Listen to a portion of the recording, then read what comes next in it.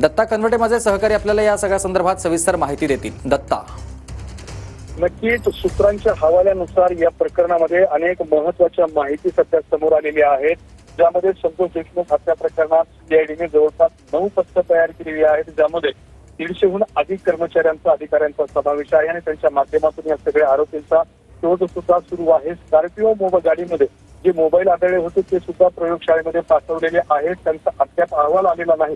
मात्र या संपूर्ण प्रकरणात जे कॉल डिटेल्स असतील, व्हॉट्सअप कॉल असतील, व्हॉट्सअप व्हिडिओ कॉल असतील, ते सुद्धा तपासण्याचं काम जे आहे ते सीआयडीच्या पथकाकडून करण्यात आलेलं आहे।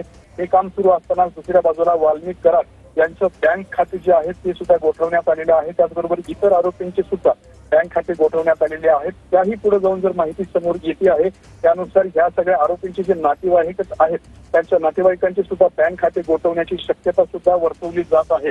त्यामुळे वाल्मिक कराड हे 24 तासात सरेंडर होणार का असा सुद्धा प्रश्न उपस्थित होतोय। काही ठिकाणावरून अशी माहिती सुद्धा येते की 24 तासाच्या आत वाल्मिक कराड हे सरेंडर सुद्धा होऊ शकतात। त्यामुळे या संदर्भामध्ये महत्वाची ही सगळी माहिती सध्या समोर आलेली आहे। आतापर्यंत जवळपास 100 पेक्षा अधिक लोकांची चौकशी सुद्धा करण्यात आलेली आहे। फरार आरोपीच्या संपर्कात जे काही लोक होते त्यांची सुद्धा मोठ्या प्रमाणात या ठिकाणी चौकशी जी आहे ती करण्यात आलेली आहे। त्यामुळे सीआयडी कडून या संपूर्ण प्रकरणाची कसून तपासणी सुरू होते, मोठ्या प्रमाणात ऍक्शन सुद्धा घेतल्या जातात।